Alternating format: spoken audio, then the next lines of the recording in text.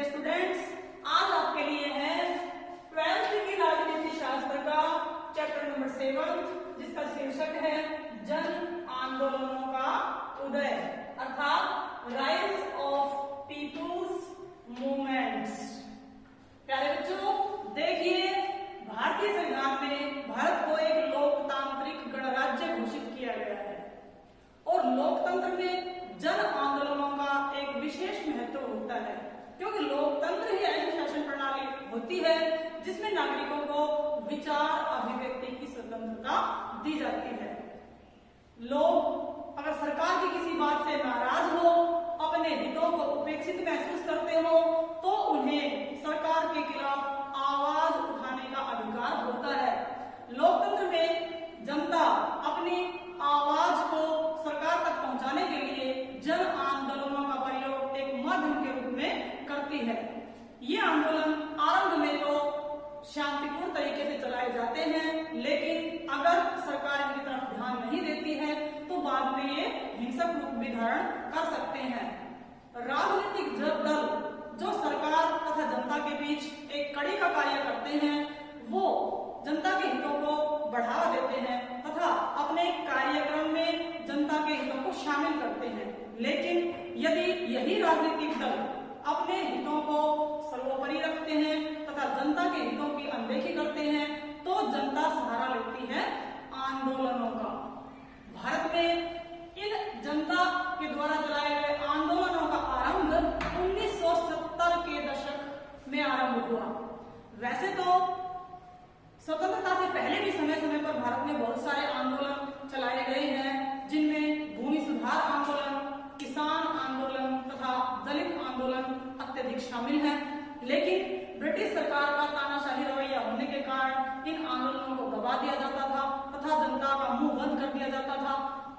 परंतु स्वतंत्रता के पश्चात लोगों ने सोचा कि अब उनकी स्वयं की सरकार है, तो शायद अब उनकी मांगों की तरफ ध्यान दिया जाएगा।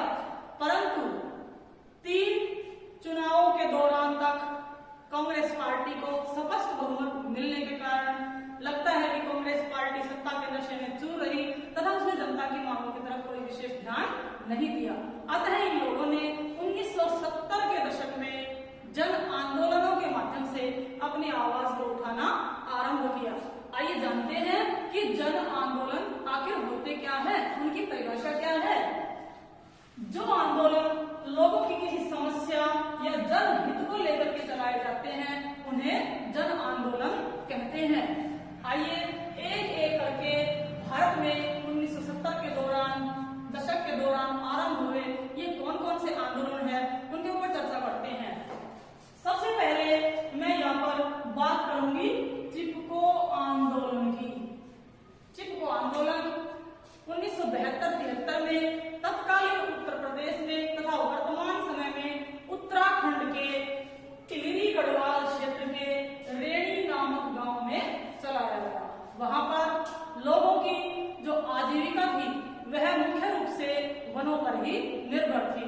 इस आंदोलन के दौरान जोर शोर से इस बात को पहली बार उठाया गया कि वन हमारी मां है और यह एक ऐसा संसाधन है जिसकी क्षतिपूर्ति असंभव है।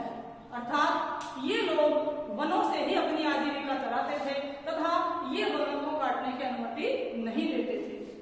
वहीं रेणी नामक गांव में एक साहूकार ने खेल संबंधी सामान बनाने के लिए अंगू वृक्ष, जिसको अंग्रेजी में एश ट्री कहते हैं, उसको काटने के लिए अपने आदमी भेजे, परंतु महिलाओं ने उनको काटने से मना कर दिया।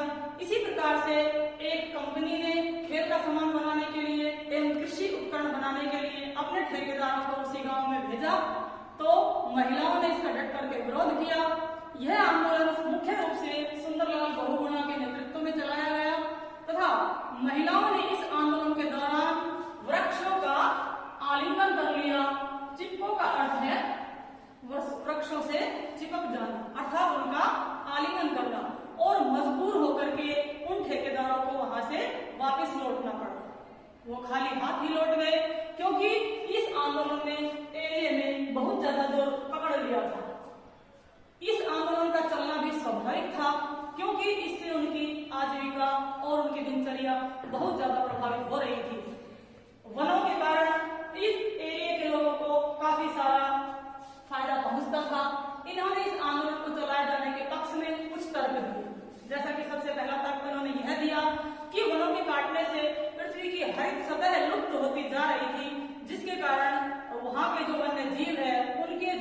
भी इसका बुरा असर पड़ रहा था। दूसरा, ये वन उनकी आजीविका के साधन थे। इससे वो जलावन, लकड़ी, पशुओं का चारा, औषधियां तथा जड़ी बूटी आदि प्राप्त कर रहे थे। तो वनों की रक्षा करना उनके लिए अति आवश्यक था। तीसरा, वनों के जो ठेकेदार होते थे वो उनका आर्थिक शोषण करते थे। सरकार की तरफ से जो भी वेतन उनको दिया जाता था वो भी पूरा इन लोगों तक नहीं पहुंचा रहे थे, जिसके कारण इन लोगों ने ये आंदोलन चलाया। और एक अन्य प्रभाव भी पड़ रहा था, वो था कि ये जो ठेकेदार लोग थे वो यहाँ के मजदूरों को नशे की लत लगा रहे थे, क्योंकि नशे की लत लगाने से उनका अच्छी प्रकार से आर्थिक शोषण किया जा रहा था, जिनसे उनका आर्थिक जीवन भी प्रभावित हो रहा था। इन सब बातों को लेकर के ये चिपको आंदोलन चलाया गया और इस आंदोलन को हम सफल ही कहेंगे, क्योंकि इसके काफी सारे प्रभाव पड़े। क्योंकि इस आंदोलन के लिए सरकार ने एक सरकारी समिति की स्थापना की, जिसने 1000 मीटर की ऊंचाई पर 15 साल के लिए वनों की कटाई पर रोक लगा दी। इसके अलावा इसी आंदोलन की तर्ज पर कर्नाटक में एक अन्य आंदोलन वन संबंधी चलाया गया, जिसका नाम है एफपीओ आंदोलन, और सरकार ने मजदूरों की दशा की तरफ ध्यान दिया। इस प्रकार चिपको आंदोलन भारतीय इतिहास में एक विशेष महत्व रखता है। दूसरे नंबर पर क्या है बच्चों, हम लेंगे नर्मदा बचाओ आंदोलन। यह आंदोलन मेधा पाटेकर, बाबा आमटे तथा सुंदरलाल बहुगुणा के नेतृत्व में चलाया गया एक पर्यावरण संबंधी आंदोलन था। इसमें नर्मदा नदी पर गुजरात में सरदार सरोवर बांध तथा मध्य प्रदेश में नर्मदा सागर बांध बनाया जा रहा था, जिससे वहां के निवासियों को बहुत सारी समस्याएं हो रही थी तथा पर्यावरण को बहुत ज्यादा नुकसान पहुंचाया जा रहा था। इन पर्यावरणविदों ने धरना दिया, प्रदर्शन किया तथा इस आंदोलन का विरोध किया। इनका मानना था कि इन बांधों के बनाए जाने से वहां के 245 गांव जलमग्न हो जाते तथा 2.5 लाख की आबादी को वहां से निर्वासित होना पड़ता। इसके अलावा वहां पर कुछ जो बड़े बड़े नेता थे उनके हितों को लाभ पहुंचाने के लिए इन स्थानीय लोगों के हितों को दबाया जा रहा था। इसके अलावा इनसे उन लोगों की आजीविका, पर्यावरण आदि प्रभावित हो रहे थे।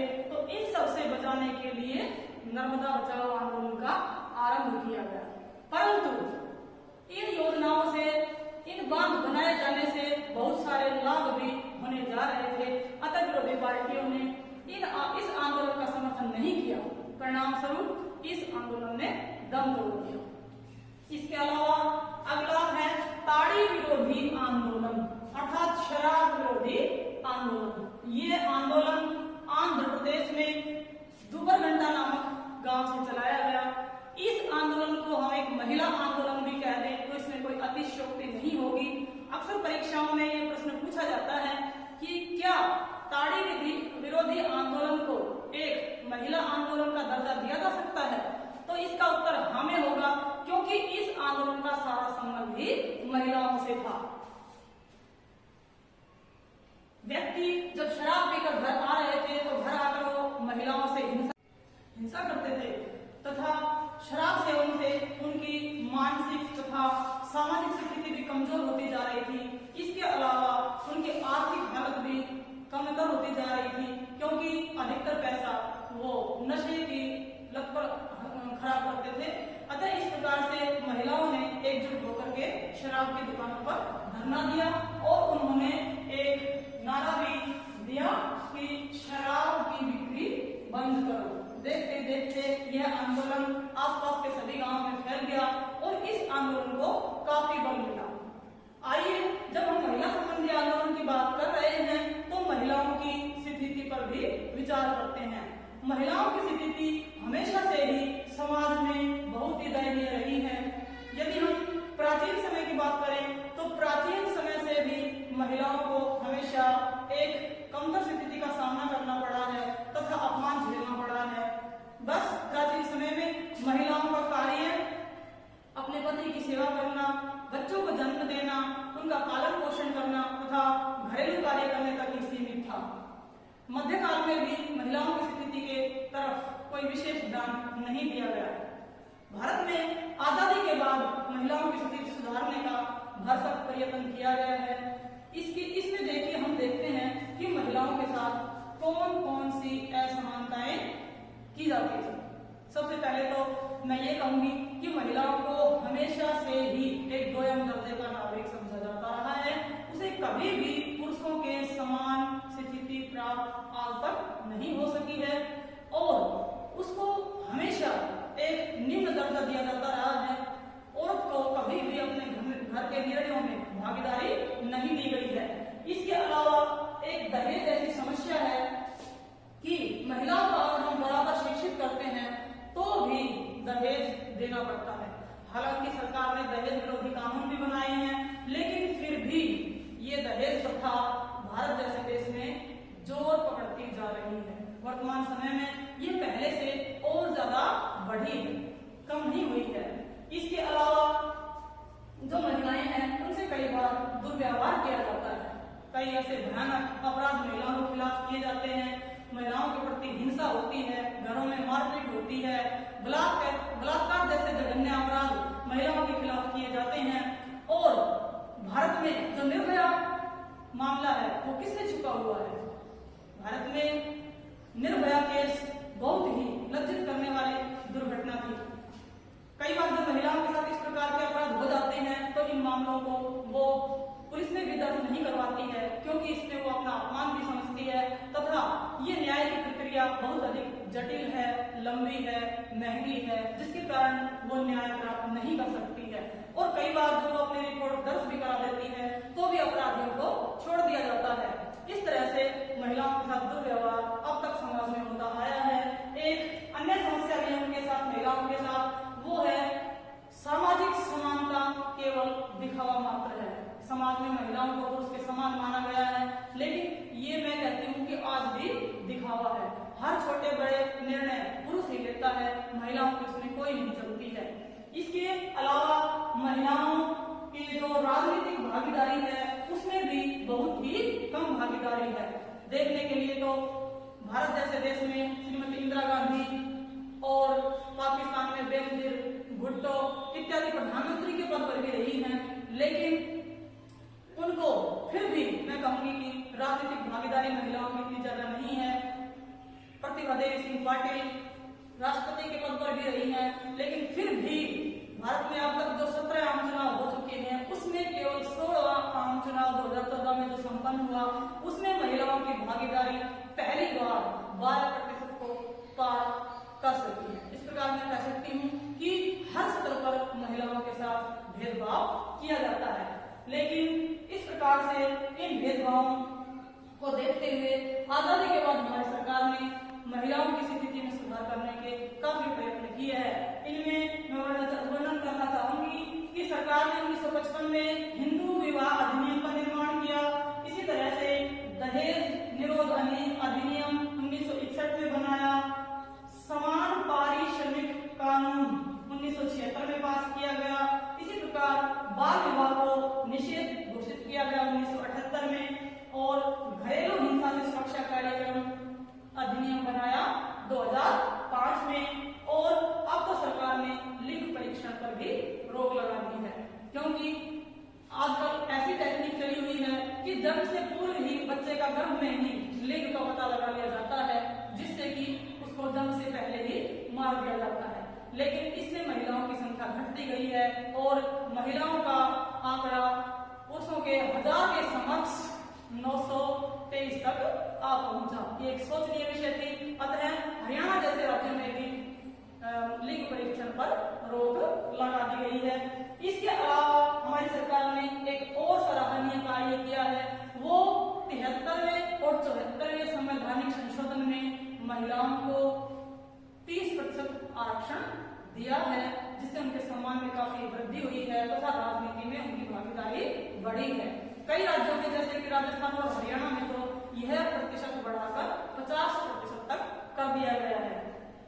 इस प्रकार से हम देखते हैं कि महिलाओं की स्थिति सुधार करने के लिए हमारे देश में एक महिला आयोग भी बनाया गया है, राष्ट्रीय महिला आयोग, जिसकी स्थापना हमारे देश में 1992 में की गई और प्रत्येक वर्ष 8 मार्च को महिला दिवस के रूप में मनाया जाता है। महिलाओं की समस्याओं का शीघ्र ही निवारण करने के लिए एक महिला प्रकोष्ठ भी बनाया गया है, जिससे जल्द से जल्द इनके विवादों को सुलझाया जा सके तथा तलाक जैसी समस्या जब आए तो दोनों पक्षों में समझौता करवाया जा सके। तो महिला प्रकोष्ठ का अपना स्वयं का ही महत्व है। राष्ट्रीय महिला आयोग में एक अध्यक्ष का पद होता है। इसके अलावा 5 सदस्य और होते हैं। इन सदस्यों में यदि किसी अनुसूचित जाति या अनुसूचित जनजाति से कोई सदस्य नहीं होता है तो एक सदस्य इनमें से जरूर लिया जाता है। इसके अलावा महिला आयोग में एक सचिव होता है। इन सभी की 3-3 साल की नियुक्ति राष्ट्रीय स्तर पर जो है केंद्र सरकार के द्वारा की जाती है। इनका यही कार्य है कि वे महिलाओं की स्थिति पर सोच विचार करते हैं तथा उनके संबंध में सुधार के सुझाव सरकार के समक्ष प्रस्तुत करते हैं। आइए देखते हैं अगला आंदोलन। एक आंदोलन था दलित पैंथर्स, जो कि दलितों से संबंधित है। संयुक्त राज्य अमेरिका में एक इसी तरह का आंदोलन सन 1966 में चलाया गया था, जिसका नाम था ब्लैक पैंथर्स। वहां पर जो श्वेत लोग थे उनके खिलाफ भेदभाव किया जाता था और उनको अधिकार भी नहीं दिए जाते थे, उनका शोषण होता था और यहाँ तक कि उनके लिए शिक्षण संस्थाएं भी अलग स्थान पर स्थापित की गई थी। इसी भेदभाव के प्रति आवाज उठाने के लिए उन्होंने ब्लैक पैंथर्स नाम का एक संगठन बनाया और इसी की तर्ज पर, इसी से प्रेरणा लेते हुए भारत में भी 1972 में एक दलित पैंथर्स नाम का संगठन बनाया गया। ये दलित पैंथर्स अपनी मांग सरकार के सम्मुख रखता है कि इनके लिए जो है समाज में किसी प्रकार का भेदभाव या छुआछूत नहीं होनी चाहिए, इनको समान दर्जा दिया जाना चाहिए, इनका शोषण नहीं होना चाहिए तथा इनकी महिलाओं पर अत्याचार नहीं होने चाहिए। और इनकी एक और भी मांग है कि सरकार ने इनके लिए जो भी कानून बनाए हैं, जैसे कि संविधान के अनुच्छेद 17 में छुआछूत की मनाही की गई है, तो इनका कहना है कि सरकार ने इनके कल्याण के लिए जो भी कार्य किए हैं या फिर इनके लिए जो भी कानून बनाए हैं उनको सख्ती से लागू किया जाए। और इन दलित के साथ साथ ही सरकार ने पिछड़े वर्ग के लोगों के हितों को भी ध्यान में रखते हुए 1978 में एक मंडल आयोग की स्थापना की, जिसके अध्यक्ष थे श्री बिंदेश्वरी प्रसाद मंडल। इन्होंने राष्ट्रपति महोदय को 13 दिसंबर 1980 में अपनी रिपोर्ट प्रस्तुत करी, परंतु किसी भी सरकार का साहस इस रिपोर्ट को लागू करने के लिए नहीं हो रहा था। अंत में 1989 में श्री विश्वनाथ प्रताप सिंह ने इनके सुझावों को लागू करने की कोशिश की और हालांकि उनको काफी आलोचना का सामना करना पड़ा और उनको अपने पद से भी जाना पड़ा, परंतु उनके प्रयासों से इस आरक्षण के जो नतीजे थे उनको लागू किया जा सका। इसमें जो पिछड़े वर्ग की जातियां हैं उनको 27% का आरक्षण दिया गया है तथा साथ ही सिफारिश की गई है कि जो छोटे छोटे किसान हैं उन पर जो बड़े किसान हैं वो अत्याचार न कर सके, इसलिए भूमि सुधार किए जाने चाहिए और इन पिछड़े वर्ग की जातियों को अपने उद्योग धंधे शुरू करने के लिए सरकार के द्वारा सहायता दी जानी चाहिए। इसके अलावा एक है भारतीय किसान यूनियन। भाकियू की स्थापना भारत में वैसे तो 1936 में ही हो चुकी थी और किसानों के आंदोलन पहले भी चलते रहे हैं, लेकिन ये आंदोलन इतने संगठित नहीं थे। किसानों में अंधविश्वास, अनपढ़ता व्याप्त थी, जिसके कारण इनके आंदोलन ज्यादा सफल नहीं हुए। भारत में भी 1988 में यूपी के मेरठ में 20,000 किसान एक जिलाधीश के कार्यालय के सामने बैठ गए, उन्होंने धरना दिया, लेकिन आरंभ में ही है बड़ा शांतिपूर्ण आंदोलन था। इन्होंने अपनी कुछ मांगे सरकार के सामने रखी, लेकिन सरकार ने इनकी मांगों की तरफ ज्यादा ध्यान नहीं दिया, इसलिए इन्होंने थोड़े उग्र रास्ते भी अपनाए। किसानों ने रेल रोको, रास्ता रोको, धरना, प्रदर्शन इत्यादि प्रकार के हथकंडे अपनाए हैं ताकि इनकी मांग सरकार तक पहुंच सके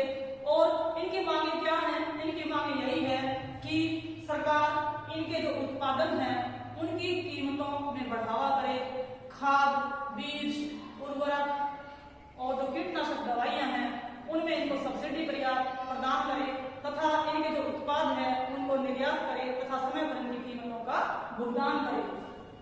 इस प्रकार से हम देखते हैं कि आजादी के बाद कौन कौन से किसान आंदोलन चलाए गए।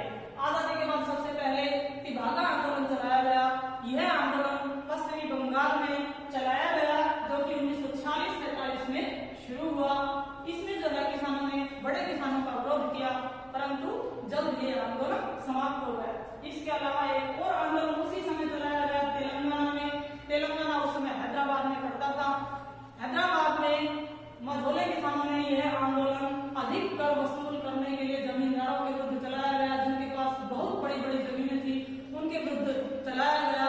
उनसे कहा गया कि वे उनसे अधिक कर न दे तथा उनका शोषण न करे। यह आंदोलन अंत में हिंसक होता चला गया, लेकिन इस आंदोलन को फिर बाद में सरकार के द्वारा दबा दिया गया। एक और आंदोलन है जो भारत में बहुत अधिक मशहूर है, वह है नक्सलवादी आंदोलन। जैसा कि आपको पता है, हमने पिछले पार्ट में चर्चा की थी कि 1964 में जो साम्यवादी पार्टी थी उस पर विभाजन हो गया था तथा उसके दो भाग हो गए थे।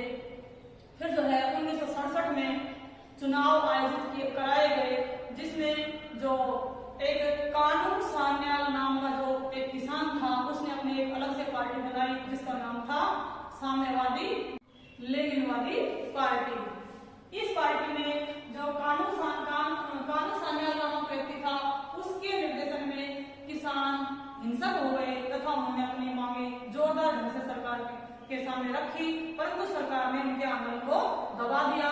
इस आंदोलन का असर आज भी देखा जा सकता है। भारत में 12 राज्य ऐसे हैं जिसमें ये नक्सलवादी आंदोलन चलाया गया है तथा इसे लाल गलियारा के नाम से जानते हैं, जबकि इसका आरंभ पश्चिम बंगाल के एक नक्सलवादी क्षेत्र से हुआ था। इसी कारण इस आंदोलन का नाम नक्सलवादी आंदोलन रखा गया था। प्यारे बच्चों, इसके अलावा एक और आंदोलन है, वो है नेशनल फिश वर्कर्स फोरम। ये भारत के मछुआरों द्वारा बनाया गया एक राष्ट्रीय संगठन है जिसकी स्थापना 1997 में की गई। इसके लिए प्रयास 1980 से ही शुरू हो गए थे। आपको पता होना चाहिए कि भारत एक विस्तृत देश है और भारत की 3 ओर से सीमा जल से लगती है। भारत के दक्षिण में हिंद महासागर है, इसके पश्चिम में बंगाल की खाड़ी, पश्चिम में अरब सागर है तथा इसके पूर्व में बंगाल की खाड़ी है। इस तरह से कई राज्यों में बहुत सारे मछुआरे हैं जिनका जीवन मछलियों के कारोबार पर ही निर्भर करता है। ये लोग मछली पकड़ते हैं, मछलियों का निर्यात करते हैं तथा अपना जीवन चलाते हैं। परंतु सरकार ने बीच में जो बड़े बड़े जहाज थे उनको गहरे सागर में जाकर के मछलियां पकड़ने की छूट दे दी, जिसके कारण इन लोगों का निर्वाह करना मुश्किल हो गया। अतः इन्होंने अपना एक संगठन बनाया जिसका नाम है नेशनल फिश वर्कर्स फोरम, अर्थात मछुआरों का संगठन। और इन्होंने अपनी मांगे सरकार के सम्मुख रखी कि इस प्रकार का कदम उठाने से उनका जो है निर्वाह मुश्किल हो गया है तथा उनकी आजीविका के साधन नष्ट हो गए हैं। अतः सरकार इनकी मांगों की तरफ ध्यान दे। प्यारे बच्चों, इस प्रकार से हमने देखे कि सरकार के खिलाफ बहुत सारे आंदोलन हमारे देश में चलाए गए हैं। सरकार ने एक सूचना का अधिकार भी बनाया जिसको राइट टू इंफॉर्मेशन अर्थात RTI कहते हैं। ये 2005 में बनाया गया। इसके अंतर्गत हम 10 रुपए की एक रसीद लगा करके किसी भी सरकारी कार्यालय से सूचना मांग सकते हैं। और वैसे तो इस आंदोलन की शुरुआत 1990 में ही हो चुकी थी। एक मजदूर किसान शक्ति संगठन ने इसका आरंभ कर दिया था, लेकिन इसके खिलाफ कानून 2005 में ही बनाया जा सका। इस प्रकार इस आंदोलन के माध्यम से भारत में दलितों के हितों को बढ़ावा मिला है, महिला सशक्तिकरण हुआ है। महिला सशक्तिकरण क्या है? महिला सशक्तिकरण कहेंगे कि जब महिलाएं अपने व्यक्तित्व का विकास पुरुषों के समान ही अपने को विकसित करने में करती है, उनके बराबर उनके व्यक्तित्व का निर्माण होता है तथा पूरे आत्मविश्वास से कार्य करती है, तो इसको महिला सशक्तिकरण कहते हैं। इस प्रकार हमने देखा कि लोकतंत्र में जन आंदोलनों का कितना महत्व है। जन आंदोलन चला जनता में जागरूकता आती है तथा लोकतंत्र और भी मजबूत होता है। इसी के साथ मैं समझती हूँ कि आपको पाठ समझ में आ गया होगा। अब आप